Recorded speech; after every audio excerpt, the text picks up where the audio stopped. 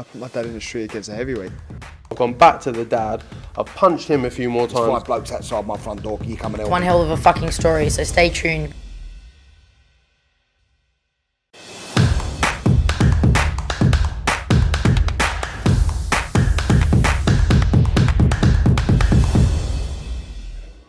This is Ahmed for IFL TV, proudly sponsored by Everlast. We're at the Matchroom Gym. What are you wearing today, Eddie? Dior today, mate. No, I'm not big on that sort of stuff. Oh, really? Kids, you know what I mean? I've seen you in D&G stuff. Yeah, only because it's D&G, obviously, as an ambassador for the brand, Umar, and a catwalk model for Dolce & Gabbana. Sometimes, obviously, commercially, you have to do those things. One thing is, some people watching that will actually believe that. True story, mate. Eddie, here down for Conor Benn, who looks in good shape. What's he weighing? We're 8 days away from the fight. Just asked him then. I said, don't have to tell me if you don't want to in front of the media. He's 163 pounds. So, sorry, mate. He's 6 pounds over. And it's crazy to think that he makes 147. I mean, obviously, he wouldn't be as heavy as that at this stage, but he looks like he's on weight and he's still got 6 pounds to come off. So, look, he's going to be the smaller man in the ring. There's no doubt about that. But he's had a tremendous camp. He's worked hard. He's been sparring. Just did 12 rounds with Felix Cash. He's ready to go. In terms of Chris Eubank Jr., there are concerns from the public that he might not make weight because he's eating KFC, chocolate cake, the burger the other day. Do you think he's actually consuming those products? No, you might be spitting it out after the video, but he'd look a bit silly if he didn't make weight after those videos. I think he's confident of making weight. It's only really when you start making that cut, he'll see if there's going to be a problem. Obviously, there's extensive financial penalties in place, which he won't want to pay. And he accepted the deal at that weight. So they must believe they can do it. From Ronnie Davis's point of view, from the British Boxing Board of Control point of view, they're confident of the numbers that they're seeing at the moment. And, he's got to make that weight. And we believe he'll do so. In terms of a British fight, I think Froch Groves 2 was the best build-up I've seen, but this is closing in on it. Yeah, the numbers have been massive. And I think because everybody in the country across all age groups knows the name and knows the rivalry. So whether you're talking about granddads and fathers and 60-year-olds, 70-year-olds, 80-year-olds, middle-aged men like me, the younger generation that are now following these two fighters, everybody can buy into that narrative. Everybody watched the first two fights of that generation. Everyone's been watching Conor and Chris. The characters just interact so well, and they're so much like their dads. From Conor's side, it's that aggressive, young fighter that just wants to go to war, and Eubank is the posturing performer. And I think Chris Eubank's been brilliant, and so's Conor. And next week's going to be massive, to build up to this fight. I think it's going to be national news everywhere. I know it is. We've got Good Morning Britain tomorrow. Massive slot with me, Calla, and Chris and Conor. And I really don't feel like there'll be a lot of people in the country that won't be tuned in or won't be aware of this fight happening on October the 8th. Junior said that he won't be getting up to anything in the bedroom. Thoughts on that? Yeah, it's interesting, isn't it? I mean, I don't really know the QT for the industry norm, to be honest with you. I know it exists, but each to their own, I suppose, Umar. You know what I mean? But yeah, he's been great value. I saw the first episode that Matchroom put out, which people should give a watch because I thought that was a good piece of shoulder content. But yeah, he's been very good in the build-up. But he's trying to wind up Conor, isn't he? Yeah. And probably is a little bit. Like Conor, I think the main thing for Conor here is he's got to keep his cool. Because Conor likes to go in and let his hands go and can be reckless. And you don't really... Conor really needs to use all the attributes that he's sort of acquired with Tony Sims in this fight. Not just a kid who likes to go in and sit in the pocket and have a tear up. I know everyone wants to see that, and there'll be a lot of that in this fight. But he's also a very underrated boxer. He has a tremendous jab, he has great movement, he has good defence now. So he's got to use those attributes rather than just going in and losing his rag because Eubank's wound him up. And that's a danger in this fight. And there's definitely a bit of that from Eubank. Eubank will be wanting to wind Conor Benn up big time next week to make him lose his rag. Final one on this. Will Senior be coming next week? I don't know. That's obviously over to their side. I would expect so. One, because I'm sure he'll want to support his son. And two, I'm sure he'll want to be involved in just a massive event. Obviously, Nigel's here. He's been in camp with Conor the whole time. So I expect both fathers to be there.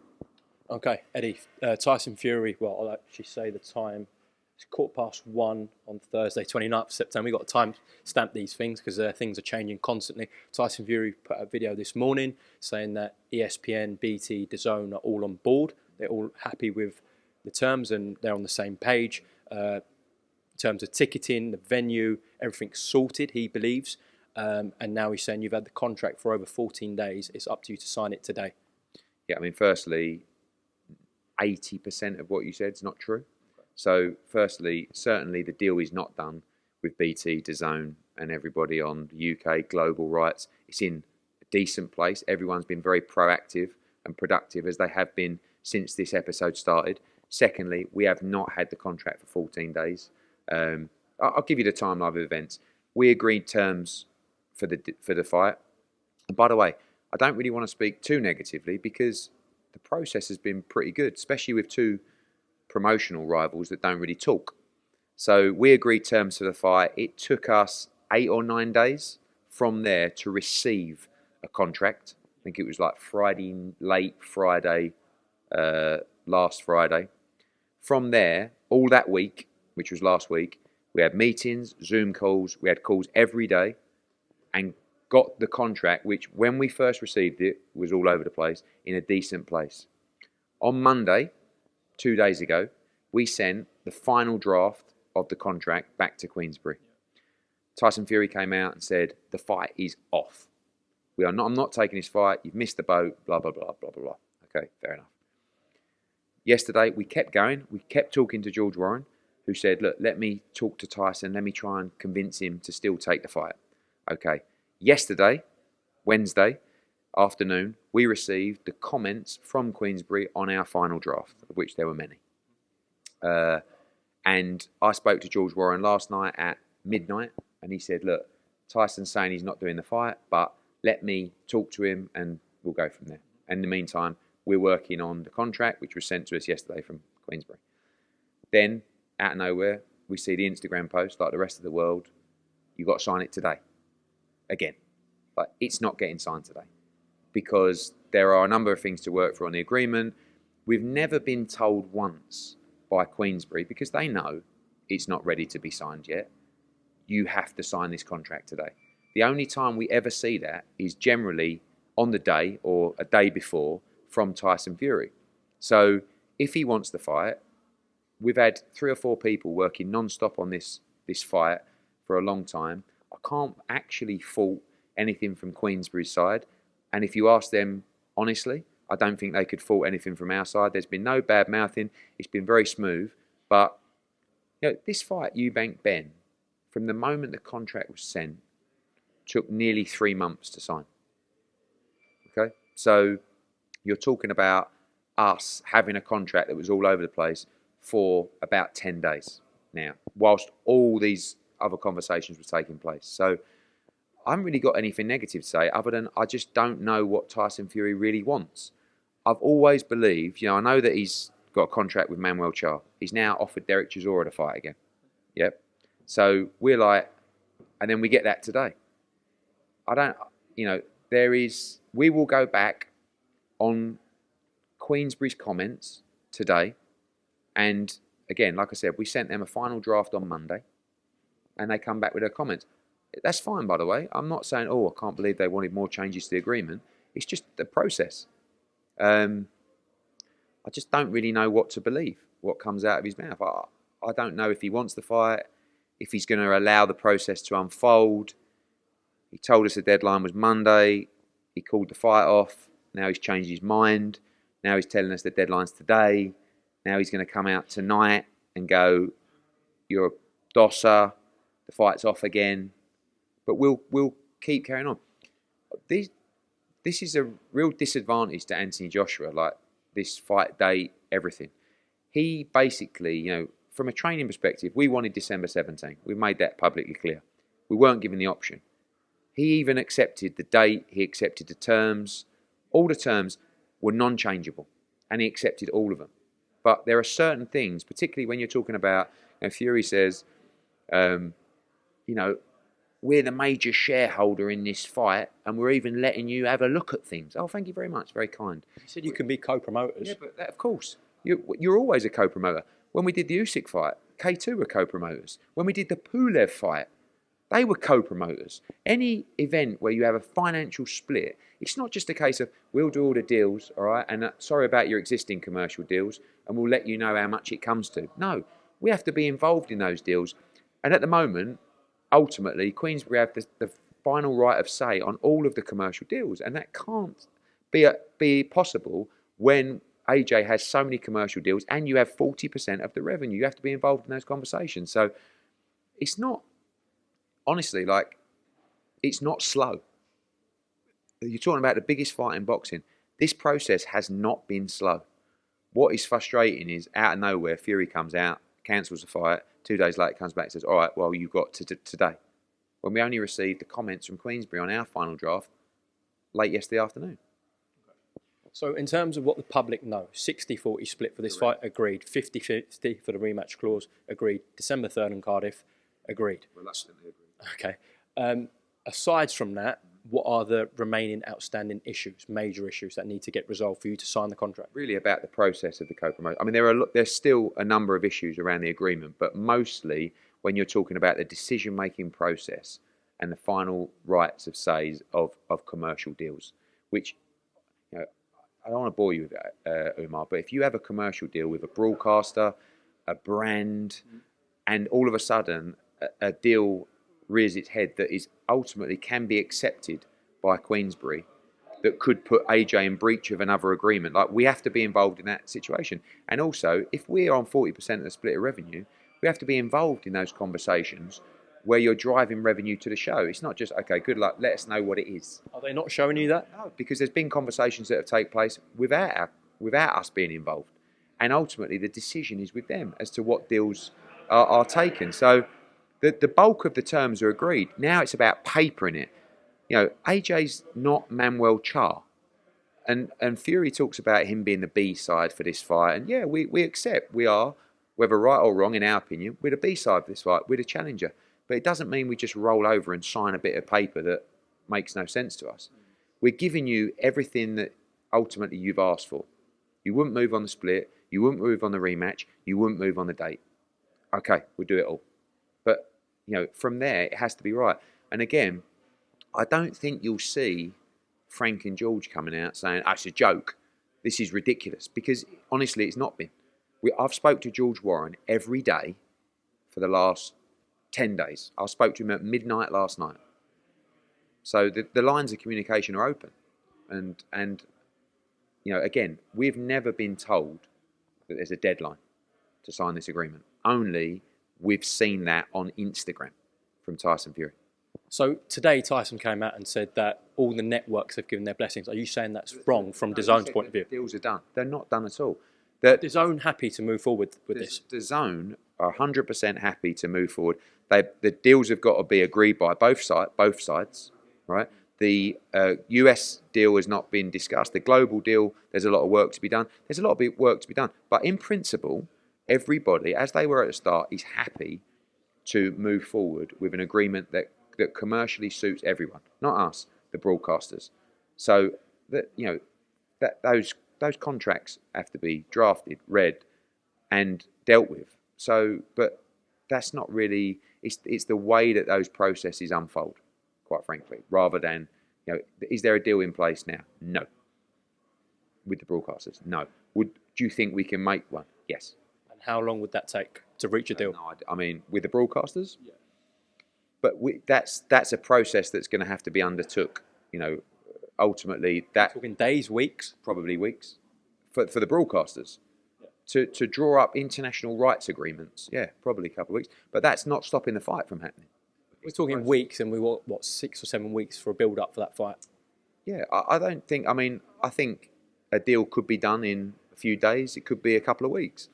But, you know, we're happy as well to move the fight to December 17th, if that's an issue. You know, I mean, we've said to them all along, that's the date which we think the fight should happen. We're not saying that, by the way, just before someone wants to go, oh, he's trying to move the fight. We've never gone back to Queensberry and said, move it to December 17th. We've accepted December 3rd. But we have to be involved in all conversations because of AJ's existing rights deals. Last one. In that video that Tyson put out this morning, he referenced the video you did with Coogan on IFL about when you were in negotiations with Shelley Finkel about Joshua Wilder, and you were saying how they're not showing any urgency. And there are some fans out there, Fury fans, who believe you're not showing any urgency to get this papered and done with. So do you want to just make a response to that? Deontay Wilder never sent us a contract. We never had contracts going backwards and forwards with Deontay Wilder. We never had meetings, Zoom calls, conversations, phone calls with Deontay Wilder. Every day since this fight was agreed, there's been conversations, meetings, non-stop. So, yeah, the Wilder team never showed any urgency. By the way, when they made us an offer, Deontay Wilder, we said, no problem, send a contract. They never even sent a contract. This, we accepted terms. 8 days later, 9 days later, we received the contract. From there, every day, we've had calls, meetings to progress this deal. We've now had final drafts go back, red lines go back. With the Wilder contract, we never even received the contract from Wilder when we said, no problem, thanks for your offer, send a contract. So this fight, by the way, AJ signed to fight Tyson Fury. What, 10 months ago, 11 months ago? And Tyson Fury pulled out of that fight because of the arbitration. Understand? But AJ signed this contract before.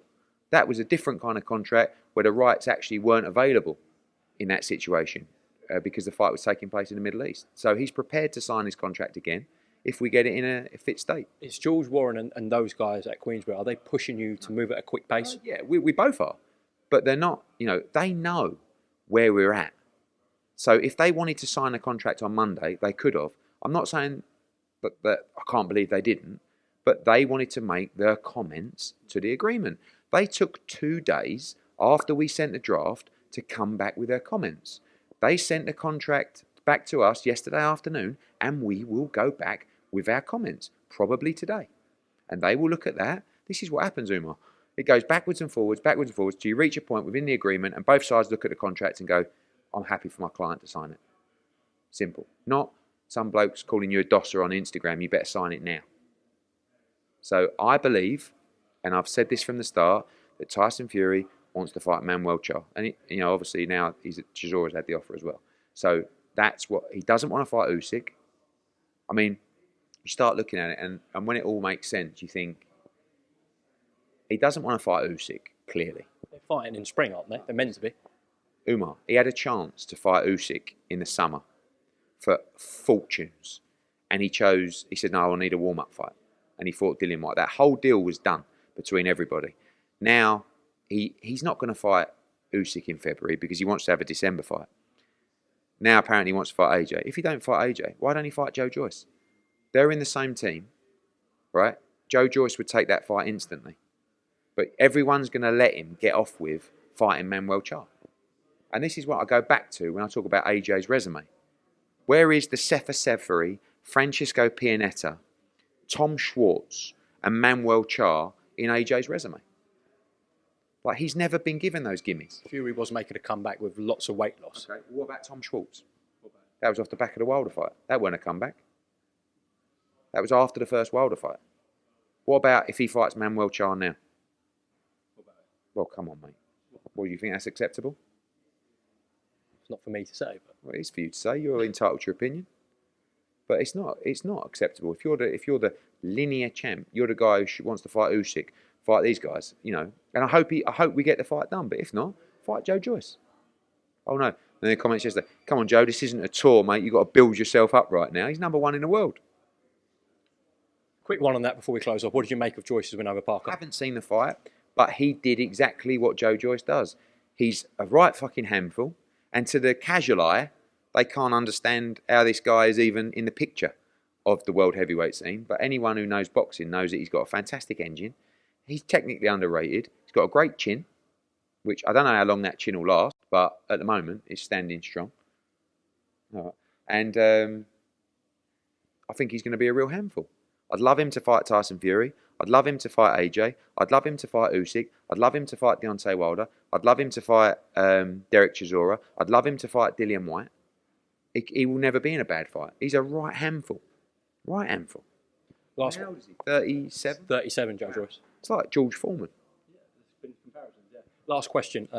where are we with John Ryder and Edgar Berlanga Jr.? So we received an offer. I mean, actually, one thing I will say is, and when Fury pulled out the fight on Monday, I did think to myself, well, that was a fucking waste of time. But quite good that we're actually opened communications with Queensberry. And I know it's not frank, but seem to be getting on well with George and have spoke to him every day. They made us an offer for Zach Parker to fight John Ryder. I say an offer, it's been ordered. It will be ordered by the WBO. Good offer. You know, we're still negotiating that fight. At the meantime, we've been approached by Edgar Berlanga's camp to fight Edgar Berlanga. So John Ryder at the moment has the Zach Parker fight and the Edgar Berlanga fight, which he likes both those fights. So we'll be making a decision in the next few days over which one he will take. Okay, thank you very much for your time, Eddie.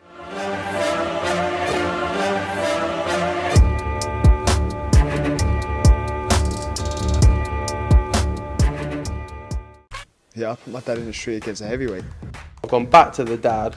I've punched him a few more There's times. 5 blokes outside my front door. Can you come and help One me? hell of a fucking story, so stay tuned.